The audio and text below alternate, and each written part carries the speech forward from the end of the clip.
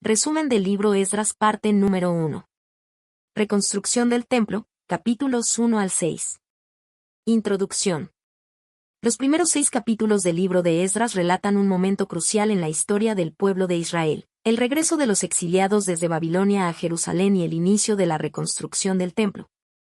Centro espiritual y símbolo de la presencia de Dios entre su pueblo. Este acontecimiento no solo marca el fin de un largo periodo de juicio y destierro, sino también el cumplimiento fiel de las promesas divinas anunciadas por los profetas. El relato comienza con un hecho extraordinario. El rey Ciro de Persia, un monarca extranjero y pagano, emite un decreto que no solo autoriza, sino que impulsa la reconstrucción del templo del Dios de Israel. Esta acción evidencia que el Señor, soberano sobre las naciones, puede usar incluso a los reyes gentiles para ejecutar su voluntad y bendecir a su pueblo.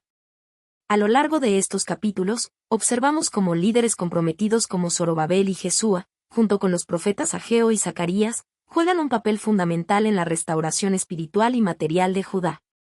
Aunque el proceso no está exento de obstáculos, oposición de los enemigos, desánimo interno y órdenes de suspensión, la perseverancia y la obediencia del pueblo, fortalecidas por la palabra profética, permiten que la obra avance. La reconstrucción del templo no es solo un proyecto de construcción, es un acto de restauración del pacto, una expresión de renovación de fe, y una declaración de que Dios no ha olvidado a su pueblo. Esta sección inicial del libro de Esdras nos enseña que, aun después de una temporada de juicio y aparente abandono, Dios permanece fiel a sus promesas. Él despierta corazones, abre puertas inesperadas y guía cada paso del regreso y la restauración. Así, estos capítulos no solo registran hechos históricos, sino que transmiten una profunda lección espiritual sobre la esperanza, la fidelidad divina y el poder de la obediencia. Capítulo 1. El decreto de Ciro y el regreso. El primer capítulo del libro de Esdras inicia con un acontecimiento profundamente significativo tanto en lo político como en lo espiritual, el cumplimiento de la profecía dada por Jeremías, anunciando que tras 70 años de cautiverio en Babilonia, Dios permitiría el regreso de su pueblo a su tierra. En el primer año del reinado de Ciro, rey de Persia, el Señor despierta su espíritu para emitir un decreto oficial en todo su imperio. Este decreto autoriza y anima a los judíos exiliados a regresar a Jerusalén con un propósito específico y sagrado: reconstruir el templo del Señor, el Dios de Israel. Lo notable es que Ciro, un rey pagano, reconoce públicamente que Dios lo ha elegido para esta misión, demostrando que el poder divino trasciende fronteras y domina aún los corazones de reyes gentiles. El mensaje es proclamado tanto verbalmente como por escrito, y convoca a todos los del pueblo de Dios, con la invitación de que regresen los que tengan voluntad. Mientras que aquellos que permanezcan en otras regiones deben contribuir con ofrendas voluntarias, oro, plata, bienes y animales para apoyar la causa santa. Esta colaboración colectiva marca una profunda unidad entre los que parten y los que ayudan desde lejos. Además, el capítulo registra un acto simbólicamente poderoso: la devolución de los utensilios sagrados del templo, que Nabucodonosor había saqueado cuando Jerusalén fue destruida. Bajo la supervisión de Mitrídates, tesorero del reino, y entregados a Sesbazar, probablemente otro nombre para Zorobabel, estos objetos sagrados representan la restauración del culto verdadero y la continuidad del pacto entre Dios e Israel. Este capítulo no solo inaugura la narrativa del regreso físico, sino que también sienta las bases para el renacer espiritual de una nación. El hecho de que el regreso y la reconstrucción sean iniciados por un rey extranjero resalta que Dios obra en los corazones y en la historia de maneras inesperadas para cumplir sus propósitos redentores. Capítulo 2. El regreso de los exiliados. Este capítulo ofrece una lista detallada de los primeros exiliados que regresaron de Babilonia a Jerusalén y Judá, bajo el liderazgo de Zorobabel, junto a otros líderes como Jesúa, el sumo sacerdote, Nehemías, Seraías, Reelaías, Mardoqueo y otros más. Este retorno no fue masivo, pero sí significativo, ya que quienes regresaron eran movidos por una profunda convicción espiritual y un deseo de restaurar el culto al Dios verdadero. La lista incluye nombres de jefes de familia, junto con el número de descendientes en cada grupo. Se mencionan también personas de distintas ciudades y linajes que volvieron a sus lugares de origen, lo cual resalta el esfuerzo por restablecer la identidad tribal y comunitaria de Israel después del exilio. Estos registros eran cruciales para mantener la pureza genealógica y religiosa del pueblo, sobre todo para los levitas y sacerdotes, cuyo linaje era fundamental para su función en el templo. Entre los que regresan se cuentan sacerdotes, que serían fundamentales en la restauración del servicio del templo. Levitas, encargados del servicio y la música en el santuario. Cantores y porteros, responsables de la adoración y la seguridad del templo. Sirvientes del templo y descendientes de los siervos de Salomón, quienes apoyaban en tareas auxiliares. Un caso particular es el de algunas familias sacerdotales que no pudieron demostrar su genealogía. Por precaución y respeto a las leyes levíticas, se les excluyó del sacerdocio hasta que se pudiera consultar con un sacerdote mediante el Urim y Tumim, mostrando así el deseo de actuar con reverencia y orden ante Dios. El capítulo concluye con una visión global del número total de personas que regresaron, alrededor de 50.000, contando siervos y cantores. Así como una mención de las ofrendas voluntarias que algunas familias dieron generosamente para apoyar la reconstrucción del templo. Estos dones incluían oro, plata y vestiduras sacerdotales, lo cual revela la dedicación del pueblo al propósito divino. Este capítulo, aunque aparentemente técnico por su carácter genealógico, refleja la importancia de la identidad, la fidelidad a Dios y el anhelo de reconstruir no solo un templo físico, sino una nación consagrada nuevamente al Señor. Capítulo 3. Restauración del altar y colocación de los cimientos del templo. Después del regreso del exilio, el pueblo de Israel, aún vulnerable y sin murallas que los protegieran, se congrega unánimemente en Jerusalén. A pesar del temor hacia los pueblos vecinos, su primer acto colectivo no es construir casas ni levantar defensas, sino restaurar el altar del Dios de Israel, demostrando que su prioridad es volver a establecer la relación con Dios mediante el culto y la adoración. Jesúa, el sumo sacerdote, y Zorobabel, líder político, toman la iniciativa en la restauración del altar. Allí comienzan a ofrecer holocaustos diarios conforme a lo establecido en la ley de Moisés. También celebran la fiesta de los tabernáculos, siguiendo el calendario sagrado, lo que marca una renovación del compromiso espiritual del pueblo con Dios. Además, aunque el templo aún no ha sido reconstruido, el pueblo reafirma su devoción ofreciendo sacrificios continuos, incluyendo los de las lunas nuevas y las festividades sagradas. Esto muestra que la presencia de Dios y su adoración no dependen exclusivamente de un edificio, sino del corazón obediente del pueblo. Posteriormente, se inicia la organización formal para la reconstrucción del templo. Reúnen materiales como madera de cedro del Líbano, similar a la que usó Salomón en la construcción del primer templo, y se contrata a obreros y carpinteros. En el segundo mes del segundo año de su regreso, bajo la dirección de Zorobabel, Jesúa y los levitas, se colocan los cimientos del templo. Este momento es celebrado con una ceremonia solemne y festiva. Los sacerdotes con trompetas y los levitas con címbalos alaban a Dios según el estilo instituido por David. Cantan con gozo, porque Él es bueno, porque para siempre es su misericordia sobre Israel. Esdras 3:11. La celebración está marcada por una mezcla de emociones. Mientras muchos jóvenes gritan de alegría, algunos ancianos que habían visto el primer templo lloran, al comparar lo nuevo con lo que fue. El capítulo concluye con una imagen conmovedora, una multitud unida en alabanza, cuyos gritos de júbilo y llanto se mezclan tanto, que no se podía distinguir el sonido del llanto del de la alegría. Esto muestra la profundidad emocional del momento, donde la esperanza del presente se entrelaza con la memoria del pasado. Capítulo 4. Oposición a la reconstrucción del templo. Tras los avances espirituales y estructurales del pueblo judío en Jerusalén, comienza a manifestarse una fuerte oposición externa a la reconstrucción del templo.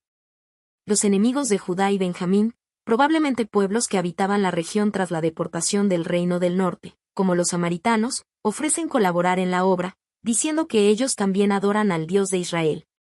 Sin embargo, Zorobabel, Jesúa y los demás líderes rechazan su oferta, reconociendo que su fe no es genuina y que su intención no es verdaderamente honrar al Dios de Israel. La respuesta es firme: vosotros no tenéis parte con nosotros en la edificación de la casa de nuestro Dios. Esdras 4:3. Esta decisión, aunque correcta espiritualmente, provoca hostilidad. A partir de ahí, los adversarios comienzan a desanimar al pueblo y a intimidarlos, impidiendo por medios legales y manipulaciones políticas que continúe la obra. contratan consejeros en contra de los judíos, e incluso acusan falsamente a los repatriados ante varios reyes persas a lo largo del tiempo. Durante el reinado de Asuero, posiblemente Jerjes I, y luego en el reinado de Artajerjes, escriben cartas difamatorias al rey, alegando que Jerusalén es una ciudad rebelde y peligrosa. Y que si se reconstruye el templo y la ciudad, dejarán de pagar tributo y se rebelarán. Como consecuencia de esta carta, el rey da la orden de detener la obra, temiendo perder control sobre la región. El capítulo termina de manera desalentadora. La reconstrucción del templo queda paralizada por varios años. A pesar de la fe inicial y el entusiasmo del pueblo, la presión política, la intimidación y las acusaciones logran frenar el progreso. Este paréntesis en la obra pone de manifiesto la necesidad de perseverancia, fe y dirección profética en medio de la adversidad. Capítulo 5. Profetas levantan al pueblo a continuar la obra. Después de un periodo de inactividad debido a la oposición mencionada en el capítulo anterior, Dios levanta a los profetas Ageo y Zacarías para alentar al pueblo a reanudar la reconstrucción del templo. Estos hombres traen un mensaje claro de parte del Señor. Es tiempo de dejar de temer a los enemigos y de poner la mirada en el propósito divino. Inspirados por estas palabras, Zorobabel, gobernador de Judá, y Jesúa, sumo sacerdote, toman la iniciativa y, junto con el pueblo, retoman la obra del templo de Dios en Jerusalén. A pesar de que aún no cuentan con un nuevo permiso oficial del rey. Sin embargo, pronto llega otra forma de oposición.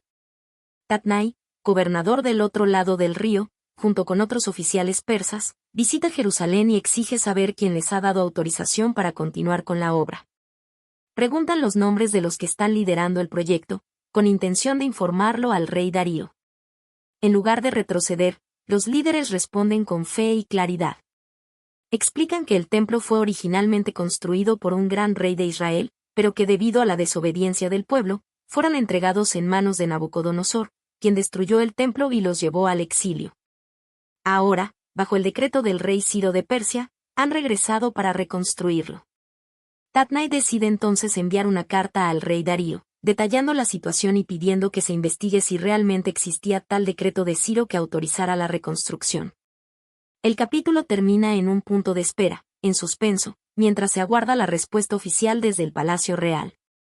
Este capítulo resalta la importancia de la obediencia a Dios incluso frente a la oposición, y cómo la voz profética puede reavivar el ánimo espiritual del pueblo para continuar la obra divina con valentía y convicción. Capítulo 6. Confirmación del decreto y finalización del templo. El capítulo comienza con el rey Darío ordenando una búsqueda en los archivos reales de Babilonia para verificar si realmente existía un decreto emitido por Ciro respecto a la reconstrucción del templo en Jerusalén.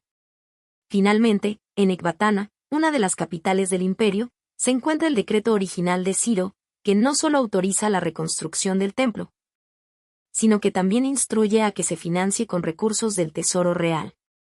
Con esta evidencia, Darío emite un nuevo decreto. Prohíbe a los enemigos del pueblo interferir con la obra y ordena que se provean todos los recursos necesarios, incluyendo animales para los sacrificios, trigo, vino y aceite, para que los judíos puedan ofrecer sacrificios diarios al Dios del cielo y orar por la vida del rey y de sus hijos.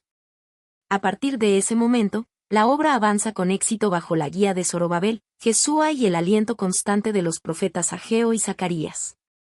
El pueblo trabaja con diligencia y fe, reconociendo que Dios está obrando a su favor.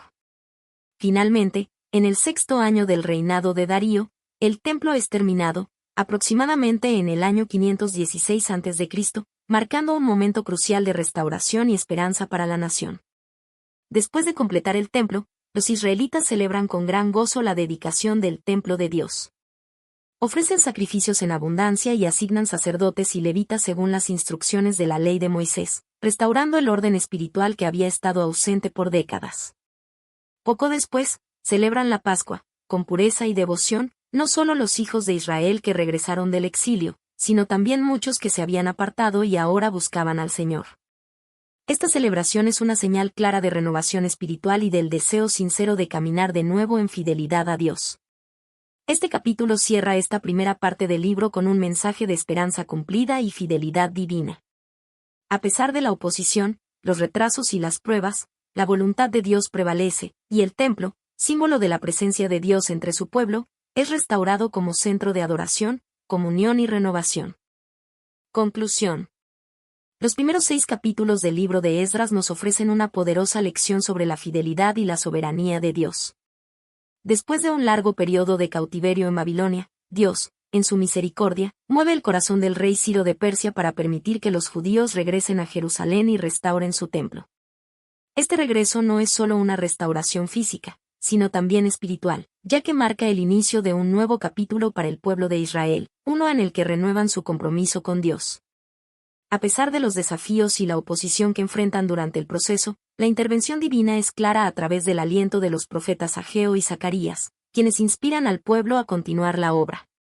La soberanía de Dios también se refleja en el hecho de que no solo los reyes gentiles, como Ciro y Darío, son usados por Dios para cumplir su propósito, sino que incluso los recursos necesarios para la construcción del templo son provistos por medios que solo Él puede orquestar. El cumplimiento de la promesa de Dios, demostrado en la reconstrucción del templo, nos recuerda que Él nunca abandona a su pueblo. Su fidelidad es inquebrantable, y, como se ve en este relato, Él utiliza incluso circunstancias y personas inesperadas para llevar a cabo su voluntad. Cuando Dios hace una promesa, no solo la asegura, sino que provee todos los medios necesarios, ya sean recursos materiales, guía espiritual o fuerza interior, para que se cumpla.